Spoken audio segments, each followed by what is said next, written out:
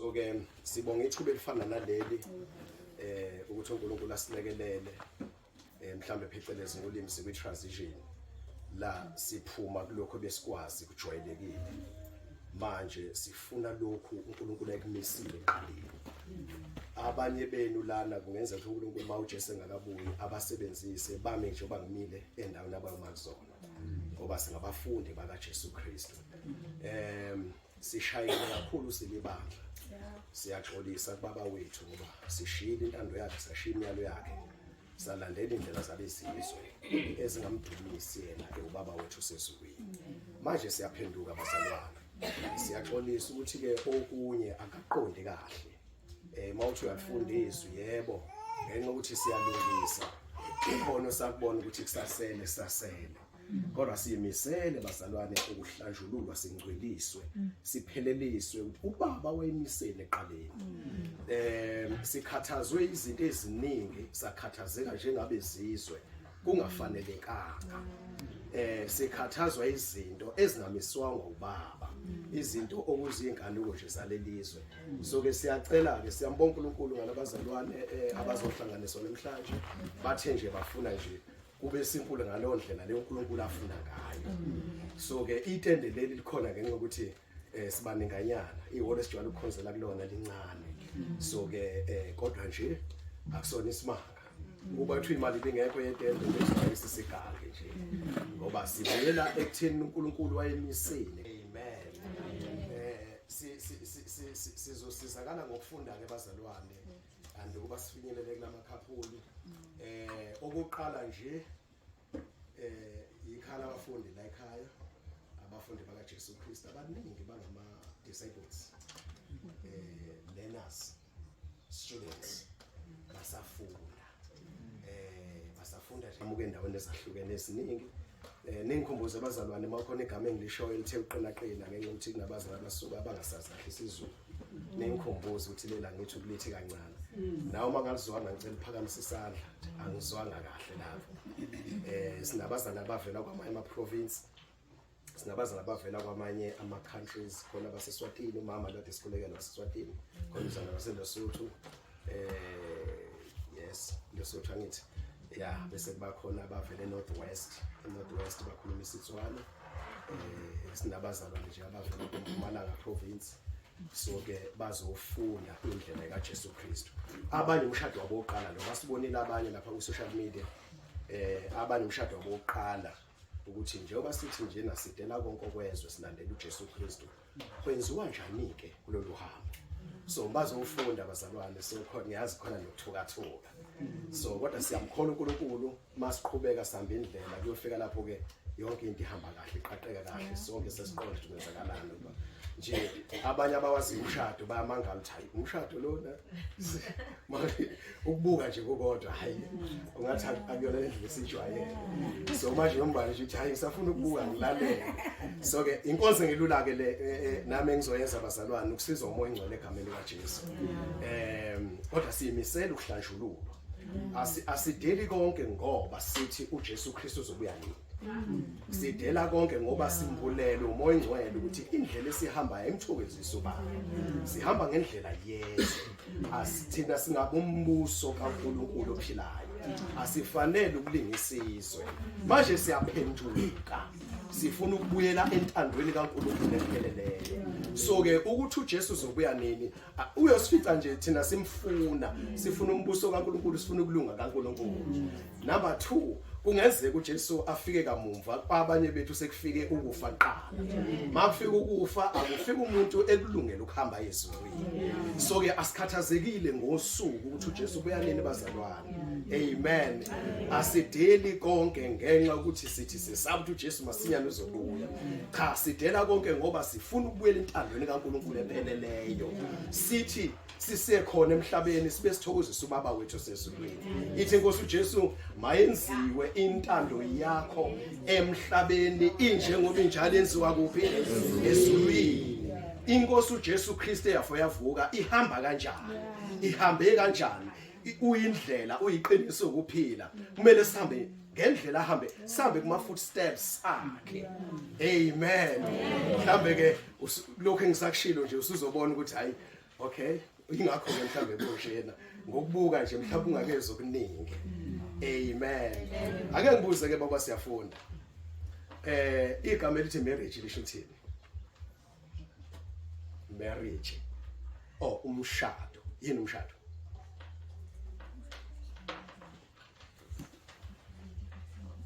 Ngeke phela kwakuthiwa hlanisa abazalwane bese sishintsha ukuba ikhala abafundi. Phela sekhala abafundi nje umoya ngalo usifundisa ngayo yonke into eyenzekalayo sifunda. Yini umshado? All right.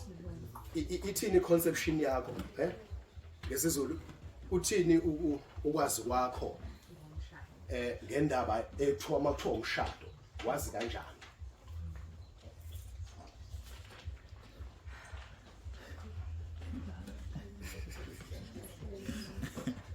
Bathile yes. Umshado usehlanganisa abantu ababili osilisa nowesifazane behlanganiswa sebevumelekile ukuthi bakhulume baqale umndeni wabo. Umshado. Ngibeka kahle bazalwane siyavumelana. Okay. Yini engesiyona umshado? Esazi ukuthi ebesithi umshado. Uma kukhulunywa ngokuthi nokuthi sazi ukuthi umshado. Kodwa kahle hle akusiwona umshado. Yini?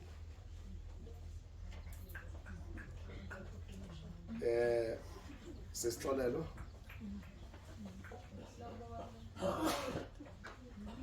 Angezwe sesi.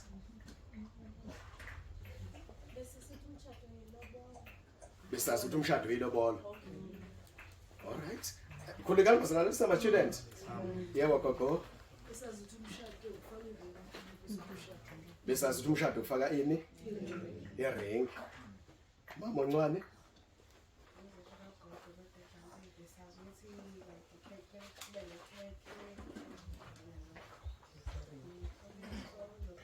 Ubuwazi ukuthi umshado bakhona kwekhekhe elikhulu lana lokuhlobisa decoration, yes. Yebo sisi.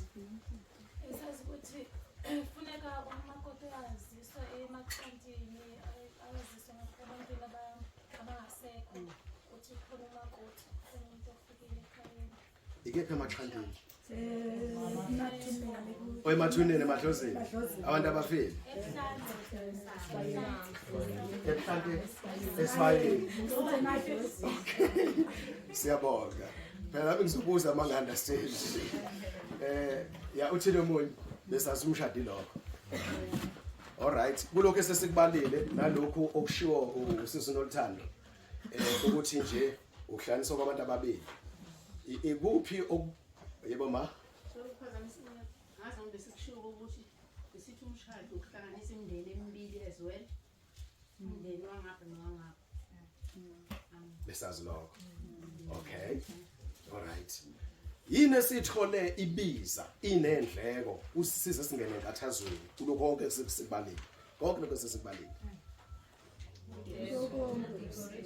Mama ukhanyile? Ingubo zikamakoti ekuthiwa izomshado, i-decoration, ikhekhe, iring, yasisi? O iring, yaba. Shona kakhulu baba?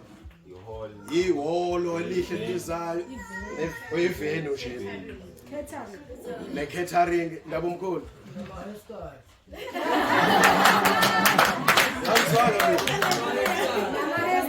Ama hairstyle.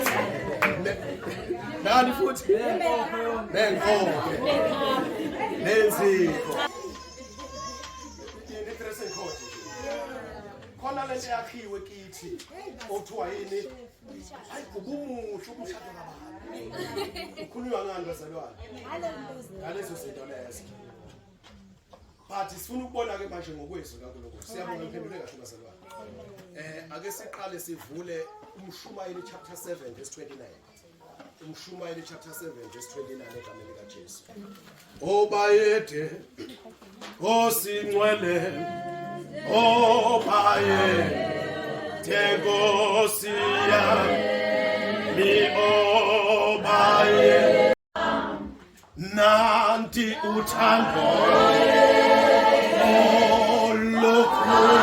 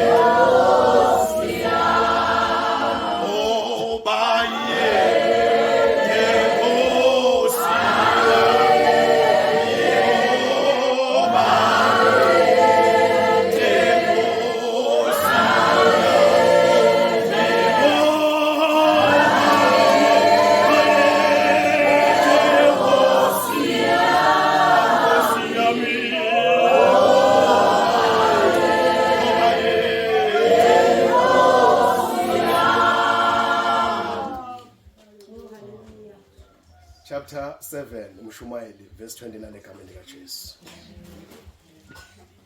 Bheka lokhu kuphela ngikufumene ukuthi uNkulunkulu wamenza umuntu wabaqotho kepha bona bafunile amacebo amaningi. uNkulunkulu wamenza umuntu wabaqotho kodwa bona bafuna amacebo amaningi. Ayizwakali kahle ngesizulu. IsiSwati. Ngicela ufunde iSwati. Naku phela lengikutfolile. Uthi uNkulunkulu wadala umuntu, wamenza waba nguloconzile. Kodwa abantu besuka bayawufuna emaqhinga abo lamanyeni. Lo mzalwane uMshumayeli uhlale phansi wayihlupha ngempilo. Wathola lokhu asibhalela khona manje. Kahle hle uNkulunkulu umuntu umenze wabaqotho. Kodwa umuntu washiya ubuqotho abekwe uNkulunkulu kuye. Wayofuna amaqhinga amaningi. Right is closer still.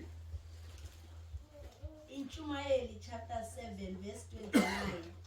Yabona lento yodwa ndiyifumene yokuba uThixo wamenza umuntu wathi ke bona bafune ubuqili obuninzi. Kepha bona bafune ubuqili obuningi. Right? Yini ubuqili? You understand? Yebo. Ukusifunele kwakho nokuhamba ngokwakho ukuqonda na ukuhamba ngokwakho ukuhlakanipha. Intando kaNkulunkulu. Abantu bayifunela ubuqili obuningi. Yilobu buqili obusilimazile. Yilobu buqili obusikhathazayo, obuzwisa ubuhlungu. Kanti uNkulunkulu wayesimise sabaqotho. I-English version khona igama engilifunayo. Right? This only I have found. God created mankind upright, but they have gone in search of many schemes. They have gone in search of many schemes. Yini scheme?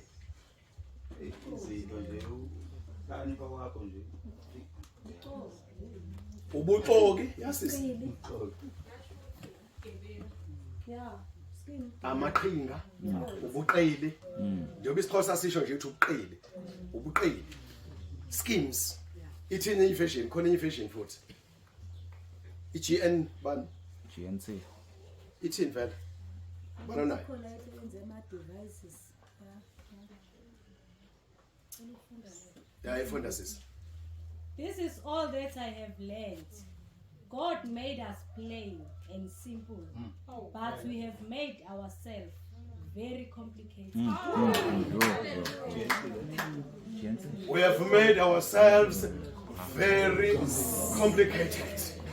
But God made us simple and plain. Thina sahamba sawufuna ama complications. Sase sibiza lokho ke sathini umshado. Right, ngiyabonga. Khona enye ke yokugcina ke ekhuluma ngama inventions. Ubani ophethelele? Inventions. Akekho ophethe invention isho njalo? Hawu bazalwane. Lo, this only I found, that God had made men upright, but they have sought out many inventions. But they have sought out many inventions. Yini invention?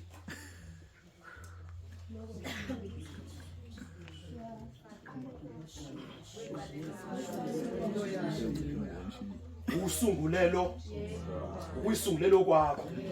Ushiye lokho umiso bani uNkulunkulu. Inventions.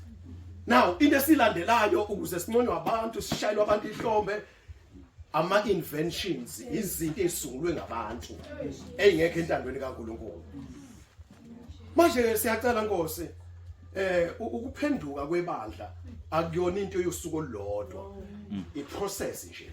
Ma uNkulunkulu emvula ukuthi asenzaka kahle, baba siyaxolisa, siyaphenduka. uphenduka kusho ukuthi uyayiyeka leyo ndlela osumbulela ukuthi ayikho right bese wenze right ingakho ke bazana ubona zathi siphila kanjena athi senza kanjena nje ngamanje it's because sesishiya izinto zethu esisungulele thina zona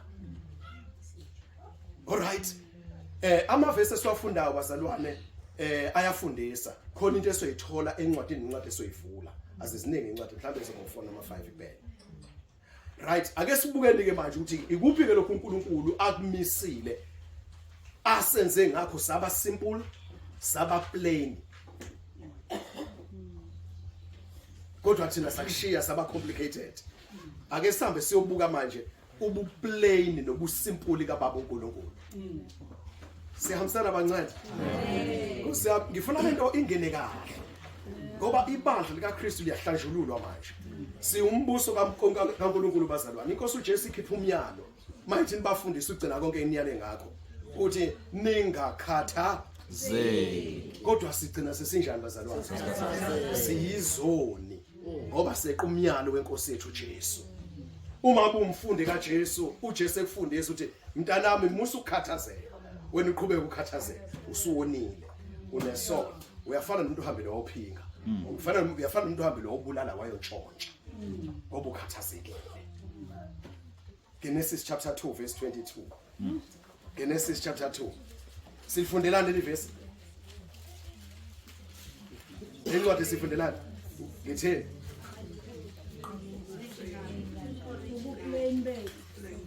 sifuna ukubuka ubuplane bethu nobusimple bethu esimnikeze uBaba uNkulunkulu Genesis chapter 2 from verse 22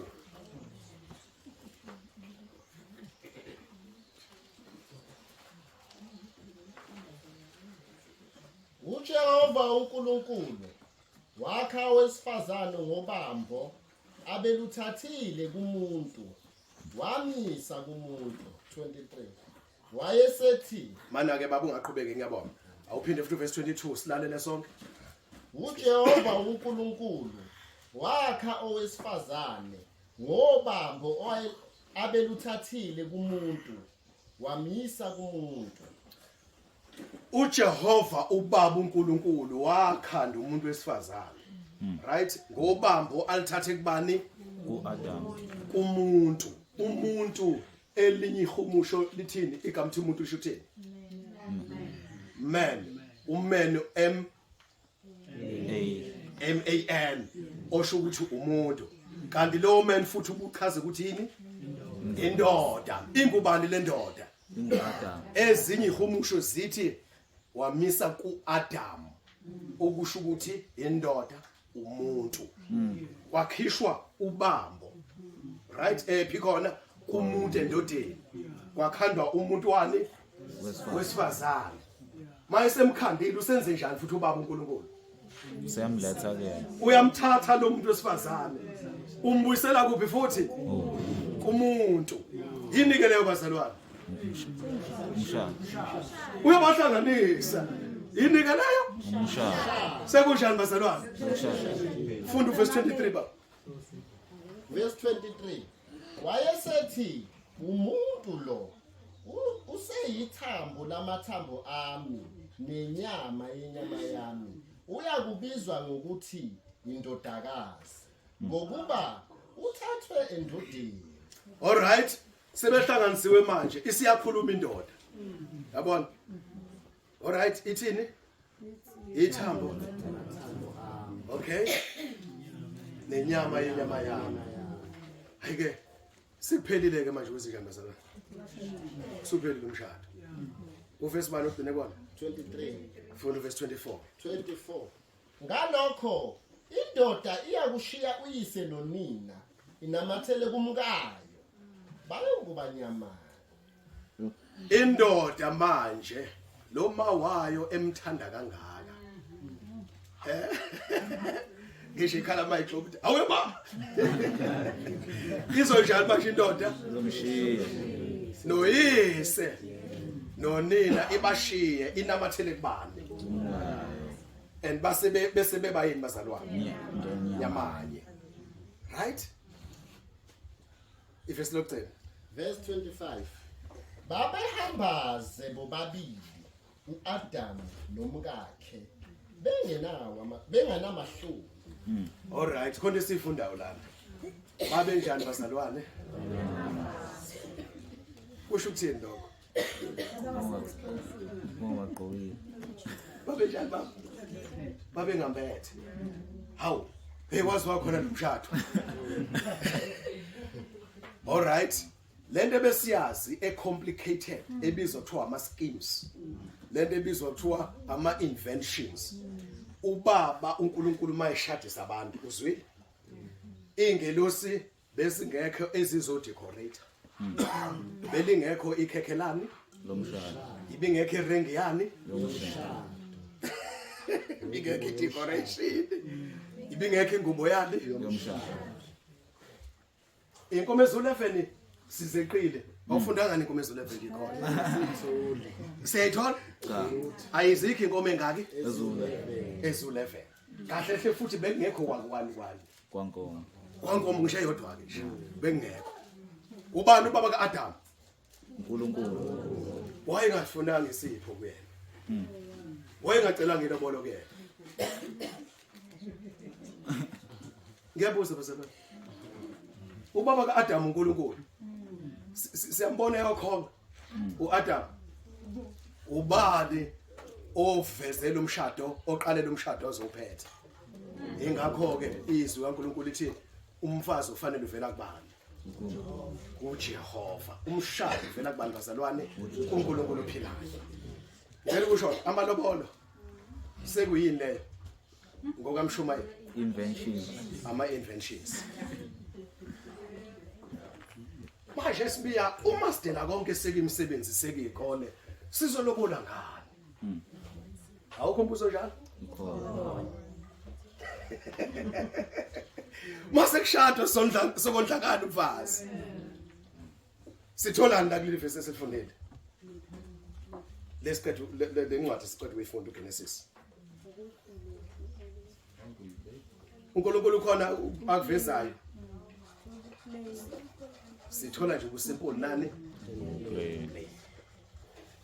yahamba ukukholwa endleleni awo yahamba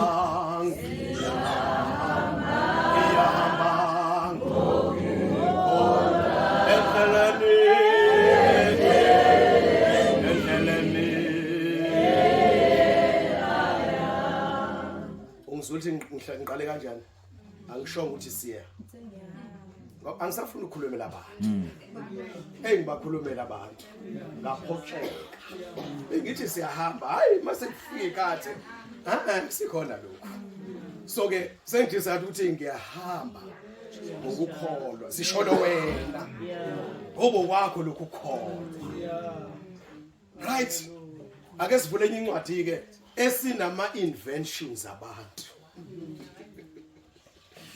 but sesivezile emiso uNkulunkulu esimple eplain eplain engakhathazeke engenangxaki umuntu azancebela ukuthi ayogibhitha ayocansela engashadile enze isono ngenxa yani nje ngenxa ukuthi anga afford ngenxa ukuthi afford sekaziyo ukuthi awu hamba olungisela umkhwenyana makuthiwa hamba olungisela umkhwenyana ngoba usezaliselela ekhaya akalobolile usebizwa ngomkhwenyana bahlele esonweni kubanjwe nje ukuthi hayi sikoze kube semthethweni ngoba eselobolile but uyaphuma uyangena lekhaya and ufika no plastic la khaya uyaphuma uyangena uyathenga wenze yonke into but abafuni ukuyimisa lento iqonde ngoba babanjwe yini bazalwane imikhuba yabo ubuqili babo siyalungisa manje egameni kaJesu hey nathi thina ezizele hayi sobahlala entanyeni khepha 100,000 mfana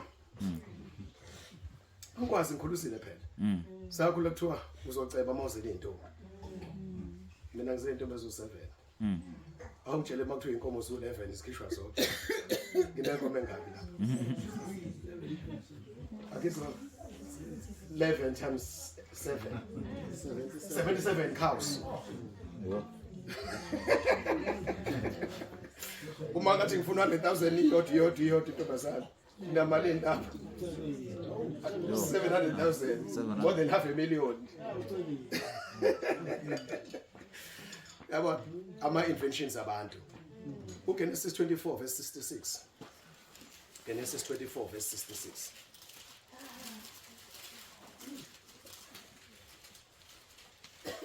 Into kaNkulunkulu isimple nje bazalwane egameni kaJesu.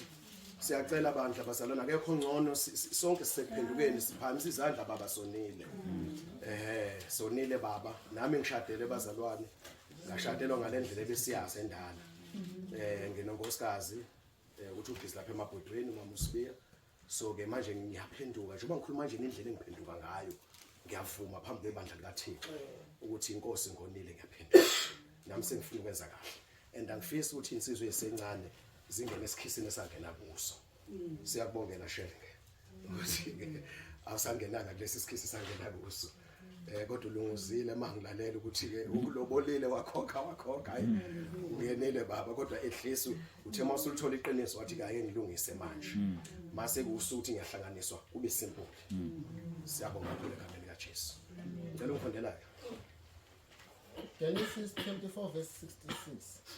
Incebo yayisimtshela uIsaka konke ebikwenzile. uIsaka wamngenisa etendeni likanina uSara. Wamthanda uRebeka. Wamthatha uRebeka waba ngumkakhe. Wamthanda. uIsaka wayeseduduzeka emva kokufa kukanina. Lana sekunama inventions abantu usemfaka kuphi etendeni lapha Genesis azwanga ukuthi umfaka kuphi lathole bani azwanga ukuthi wamfaka kuphi kodwa ngapha sesimuzwa manje uyamthatha umfaka kuphi etendeni ama inventions lokho kuthiwa yini impucuko baya ngokuya abantu bephucuka yes. Ruth chapter 4 verse 11. Ruth sesiyafunda bese. Ruth chapter 4 verse 7 verse 11. Ngifuna siqede. Ilula nje indaba kaNkulunkulu. Ruth. Incwadi kaRuth chapter 4 verse 11. Bonke abantu ababesesangweni namalunga bathi singofakazi uJehova makenze lowo owesifazane ongene endlini yakho abe njengoRaheli noLeya abakha bobabili indlu yakwaIsrayeli ucebe Efratha ube nodumo Bethlehem. Sithola ukuthi manje lana sekuthintwa indaba yendlu. Masibele emuva Genesis akuthintwa ngazonke lezi zinto. Lana uGenesis chapter 2, uGenesis chapter 24 sithola idende. La ku Ruth sesithola ini. Sithola indlu. Uyaweza ama inventions abantu. Lezi zinto ezisikhathaza yonke. Sesemaphethelweni okuhlanisa abazalwane egameni likaJesu. Lapha masihlehla kancane ningavuli. Masihlehla kancane lapha na ku Genesis 24. Sifunda verse 1 kambe 66 verse 66. Siyeqela indaba eningi. Siyeqela indaba eningi. Mawuyifunda leyo chapter leyo ubuyele emuva uqala ama verse 1 wehle nawe ilalele kahle. Siyathola ukuthi ulandwe kanjani uRebecca ezoba umfazi kaIsaka. Ulandwe kanjani? Ingxoxo nezipho. Then wafika lapho ke uIsaka esemthatha khona imfaka etendeni lanina esemthatha mezumkakhe wayesemthanda wasuphelile umshado. Siyayithola iprocess lapho ukuthi uma bekwenziwa lento yokuganiselana ingxoxo zihamba kanjani. Nikhona basalwane. Sithola lapho indlela abahlanganiswa ngayo. But mase sifunda uRuth sithola ukuthi kunofakazi. And ofakazi abantu abadala nabancane, ikakhulukazi abantu abadala abakhulumayo. Bathini abantu abadala? Ngicela ungiphendela futhi Khumalo. Ruth chapter 4 verse 11. bonke abantu ababesesangweni namalunga bathi singofakazi. Mana lapho. Awufunda iversion. Funda sesihumusha. And all the people who were at the gates and the elders said, "We are witnesses." And the elders, all the people and the elders. Yes. Bonke abantu bese bakhona nabadala, abadala bangabaholi. Bathini makushadiswa lana? Kushadiswa bani lana? Ubani washadiswa lana? Unawo. uRuth nobani? NoBoazi. Bathini? Singo fakazi. Now, base bekhuluma ini ke manje? Isibusiso uthi lo mshado wakho ufane lokabani? Nowokhokho bethu. Amakhosikazi kaJakob ubani? uRuth, uRachel nobani? noLeya. Nawe ke bani? Ruth fana nalaba abazali isizwe sakwa Israel. Ngame masisibusiso leso. Ukuthi uNkulunkulu into ayenze ngawe akayenze ngabo, akayenze futhi ngawe. Usuphelele kumshado egameni likaJesu. Ake siyabonga ke sibele back kubantu esihlangene ngabo. Umshado wa alentsimi neidini.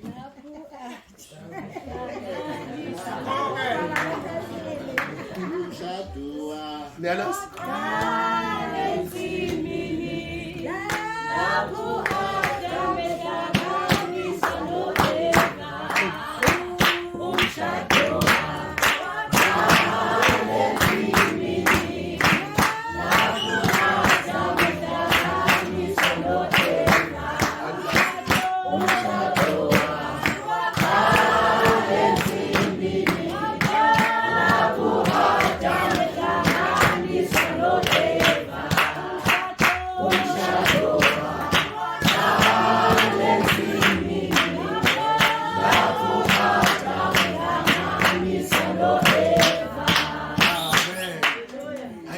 Sihlabelele kahle. Angulazi kahle.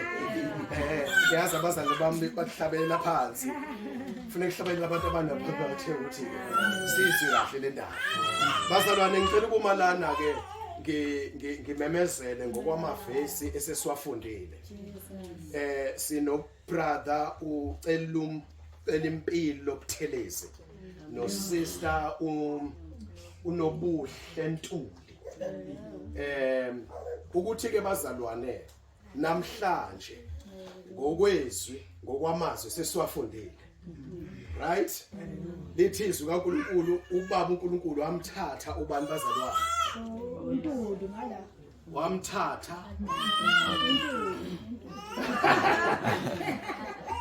Athi siyafunda bazalwane. Ngiyabonga ukuthi ibambeni. uNkulunkulu wabamba abantu kahle hle. Wabamba uNtuli. Wabamba uMantuli. Wamthatha wamenza njani? Sukuma ke ba. Wamnyisa kubantu bazalwane. Umuntu.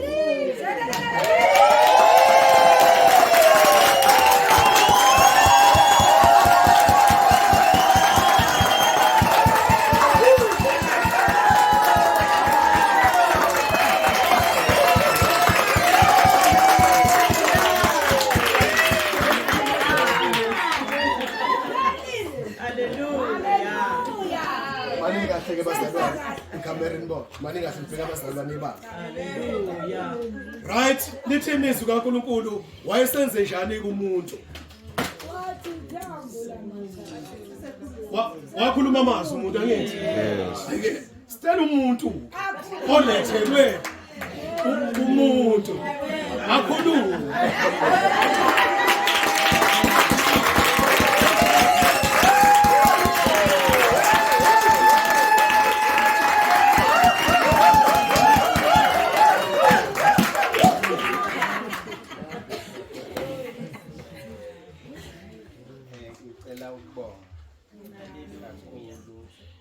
Umsebenzi omkhulu engihlelele ubaba uNkulunkulu.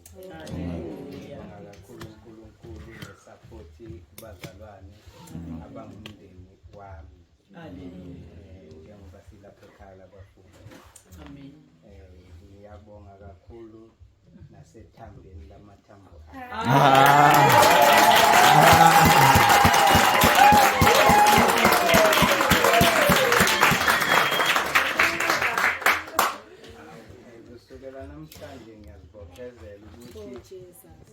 ngiyamthanda akekho omunye engiyombheka ngaphandle kwakhe.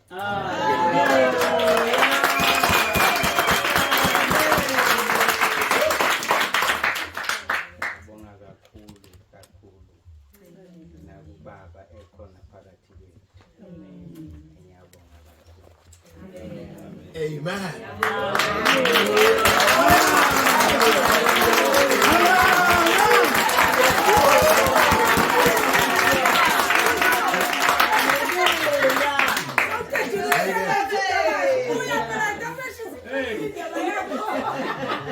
Sesicela ke manje umakoti ayisho lamazwi akhe uthi ke uthini ngalokho akuzwayo. Ngiyabingelela egameni likaJesu Kristu waseNazaretha. Ngiyobingelela nje ubaba, ngibingelela obaba bonke, umama, osisi, obhuti bami egameni likaJesu Kristu. Ngiphinde ngibonge nje umusa kaNkulunkulu, umusa kaJesu nje angenzele wona. Kuningi izinto engidlule kuzona kodwa behamba nami. Ngiphinde futhi ngibonge kakhulu nakubahlobo abangisapotile. Siqala ukubonana nje eMaritzburg ngiyopheleliswa kodwa nje bathe abafuna ukulenza iphutha ukuthi bengizi. Ngiyabonga kakhulu nje uNkulunkulu nje azalibusisa. Ngiphinde futhi ngibonge kodwa dadewethu nobhuti bami into abayenze kithi nje angazi ukuthi ngingathini. Besingekho yonke into eyenzekelana nje beyenzeka ngabo. Uma wami esimtholile nobaba kubambisenwe. Siyambonga kakhulu uNkulunkulu ngani siyazi ukuthi thina asinawo amandla asinakho okwanele singanibonga ngakho kodwa siyamethemba uNkulunkulu ukuthi uzonika izibusiso ezinifanele mhlawumbe nothola nemiqhele ngenxa yomusa nje nisenzele wona. Siyambonga kakhulu kuNkulunkulu ngani ngiphinde ngibonga umndeni wami ongisapotile ongiphekezelile noma abanye bebethanda ukuza ngenxa ye-transport ke base beyabambika kodwa ngiyamethemba uNkulunkulu ukuthi yonke into ihlelwe nguyena ngoba nje kwenzeke umcimbi kanjena nje i-date yange-3 August ufike ngephupho kimi ngangakaze ngicele nje nane date ngathi mengilele ebusuku kwafika izwi elithi inkonzo izobe nge-3 August ngilele mengivuka ekseni ngithi i3 zinini ngifuna ukubona kahle noma kuphathi nezinsuku noma kukanjani mengithi ngiya kuyikhalenda yangikhomba ukuthi ngesonto ngendlela engazizwa ngithokoza ngayo ngamdumisa uNkulunkulu ngambonga kakhulu uNkulunkulu nje uhambile nami ngisuka kude na nginobufakazi nanokuthi ngeke ngacabanga ngisendleleni ngathi hawu uJesu unendlela yakhe ngiyamkhumbula naye ehleli nesixuku ukufika uma wakhe nabafowabo bezombiza basamtshela isixuku ukuthi nangu uma wakho nabafowethu bekubiza wathi mina abafowethu ila bengihleli nabo la ebenza intando kababa manje lokhu kuyangithokozisa mengibona abazalwane bebangaka nje ngiyambonga kakhulu uNkulunkulu ngani bazalwane ngiphinde futhi ngimbonge nje ngoshenge kakhulu ngoba sithe noma sisidukile endleleni uthe uNkulunkulu emesivula amehlo neingqondo ngoba kuumusa wakhe uNkulunkulu ukuthi sikwazi ukulibona iqiniso njalo kwaba nokuthi siyazwana siyavumelana ukuthi njengamanje kumele senze intando kaNkulunkulu ngiyamnxusa kuNkulunkulu ukuthi asisize singasuki endleleni yakhe noma ifika ivunguvungu ngoba ikhona kodwa singasuki kuye sibambelele nje emphethweni wengubo yakhe noma ngabe kuthiwa kufika izime kanjani ngiyethembisa ke nami ukuthi ngizoba khona eduzane naye ngimsupport ngendlela azobe efuna ngayo ngokwethemba uNkulunkulu ngoba kunawo amandla okuzenzela mina ngokwami siyabonga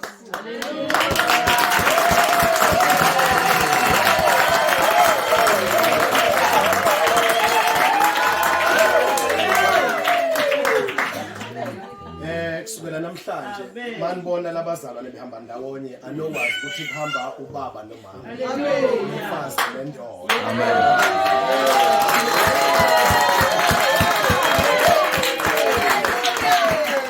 ngicela ibandla lithanda silithandaze lonke egameni likaJesu. Sibaluthe Enkosini. Baba wethu ongcwele, onguyise wenkosi yethu uJesu Kristu waseNazaretha. Baba, akukho kwesitho kakhulu sibusiso sakho wasehlezi kwami ngegama likaJesu Kristu waseNazaretha. We thank you, Father, in Jesus' mighty name. Mighty God, Jesus. Siyabonga Baba, siyabonga in Jesus' mighty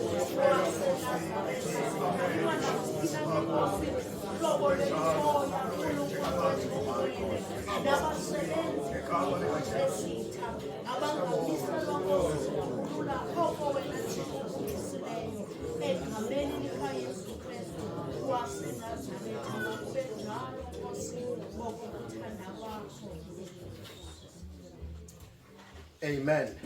Then uphendela ke uGenesis 24 uverse 11. Ufunde ngasekugcineni. Ungayiqali phansi. Ufunde ngasekugcineni kuningi engifunayo lapho. Genesis 24 verse 67. Verse 66. 66. Ngasekugcineni. Inceku yayisimtshela uIsaka konke ebikwenzile. 67. uIsaka wamngenisa etendeni likanina uSara, wamthatha uRebeka waba ngumkakhe, wamthanda. uIsaka wayeseduduzeka emva kokufa kukanina. uIsaka wenze njani? Waduduzeka. Singaqali. uIsaka wenze njani? Wamthanda. Yes, wamthanda. Wamthanda. Waseduduzeka. Wayesemisa etendeni. Wayesenjani? Ayike thatha Adamu, thatha. Hayibo, hayi Adamu but thatha Isaka, thatha. Sicela niyohlala lapha ke phezulu bazalwane.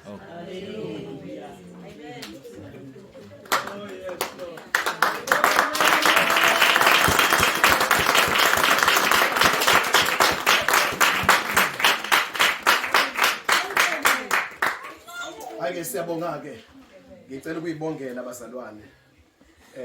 Sengivala siyaxolisa kakhulu sisafunda bazalwane Yesu. Angithi niyabona lendlela ukuthi asijwayele. Siyafunda.